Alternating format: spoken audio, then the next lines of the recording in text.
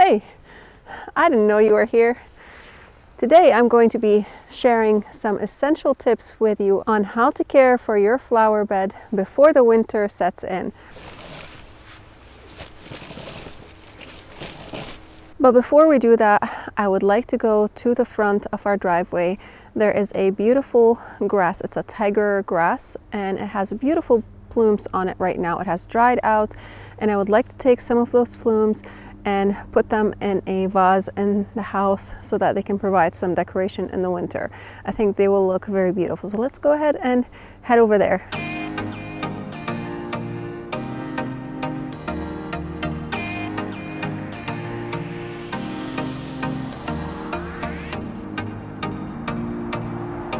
Look at these plumes, aren't they gorgeous?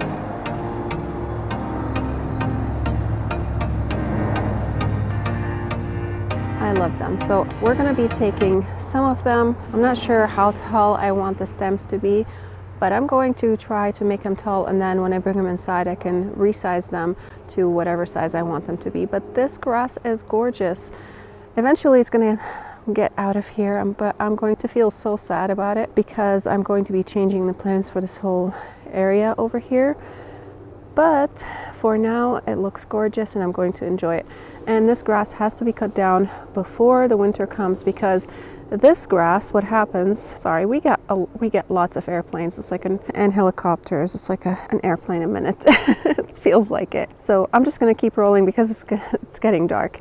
So when the snow comes, this whole grass flops over and gets on our driveway and our neighbor's driveway. So I really need to cut it back before the winter sets, or before snow starts falling and accumulating. But for now, I'm just going to take a few stems off of it to create an indoor bouquet, and we're just going to enjoy it. And then after that, on another day, I'll come out here and clear it. Also, this grass is really sharp, so I have to be careful when I touch it. I have my gloves on. I always garden with gloves. I just don't like to get dirt under my fingernails. But that helps also for a lot of things that are rough and things that are just kind of going to scratch against your hands. And I like my hands to stay nice and clean and free of cuts.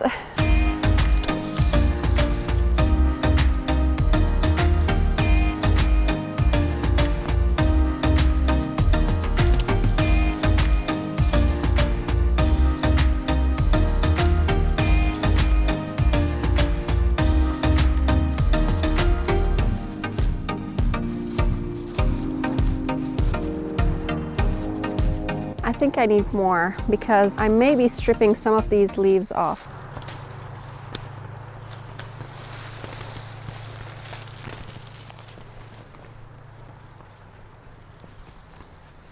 The thing is, these stems are pretty thick. You know what? I think I'll come back tomorrow. I'm gonna fix them tonight in the pot, in the vase. I keep saying pot, in the vase, and see how they look like. And then if I need more, I'll come out tomorrow. But look at these plumes. They are gorgeous. The one downside about them is I noticed that when I get close to them, I get like an allergic reaction. We're going to have to not shake them too much. Also, when you bring them indoors, they start dropping some of the pollen and the seeds.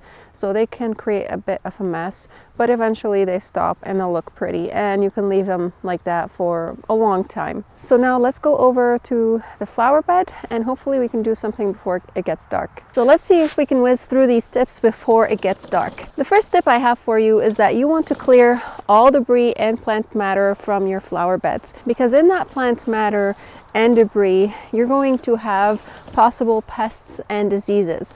So by clearing them out, you are removing the home for the non-beneficial insects. Now, unfortunately, some of the beneficial insects also can stay in those debris, but they have other places for them to stay. For us, we have a lot of woods over here, and there are plenty of debris all around us that the beneficial insects can stay in. But what I don't want to have is the non-beneficial non-beneficial insects staying in here and creating a problem in the future. Also, some of these plants still have green foliage on them, like the Shasta daisies. It's a kind of a semi-evergreen over here. Once it gets really cold and it starts getting into the teens, then the foliage on the Shasta daisies dies back. But as long as it's in the upper teens, this foliage is still here. So by clearing the debris off of these plants are still going to be able to get some energy from the sunlight and give it to their roots, because right now that is what is growing, the roots, and not so much the tops. The tops have stopped growing and the roots are what's growing. And in case if there are evergreens, like over here I have this boxwood, that are going to be hindered by all these debris, then by removing these debris we are making sure that none of these plants that need the sunlight are going to be blocked and hindered by any of the debris. So that's what we're going to do first. I'm going to just take all of this stuff out of the bed and just make sure it's clean. This is really quick and it's not going to take much time, but I'm not going to focus too much on it because we also want to move to our second tip. Which leads us to our second tip, which is cutting back perennials. Now, cutting back perennials is not a necessary thing, but it just makes it more appealing to look at when your flower bed is all clean. So that's one thing you want to consider.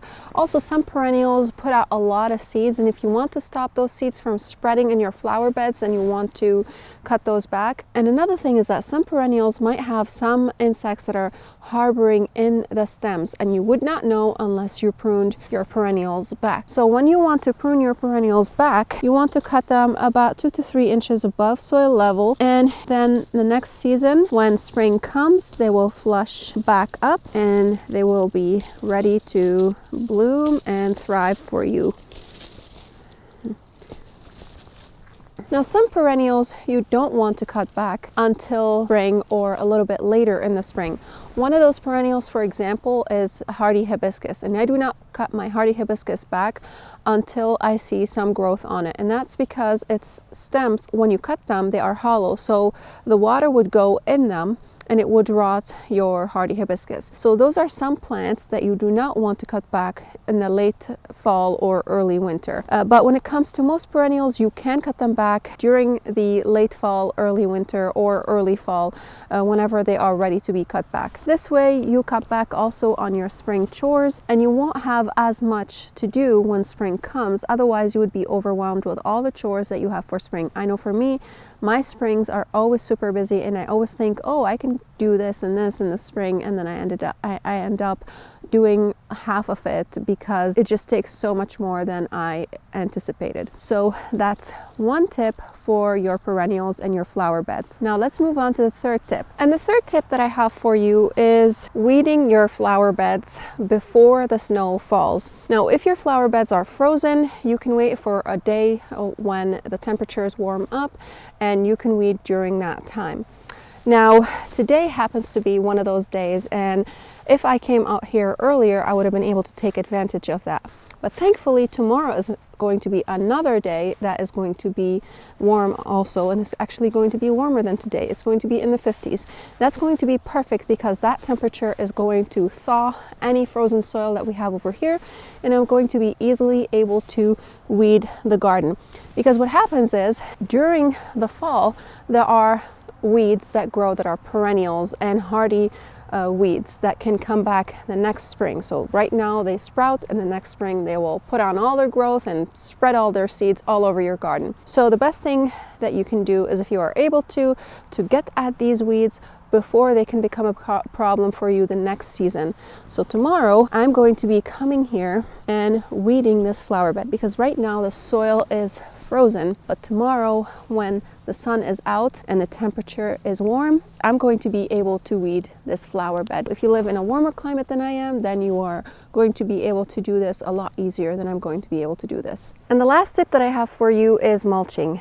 If you have the ability to mulch your flower beds in the fall, that would be the perfect time for mulching, because in the spring season, as I have said, you're going to be super busy, especially if you haven't cut back your perennials and cleaned your beds, and you have to do all that and then mulch, and the weeds would be sprouting and you're franticking, and or is that even a word?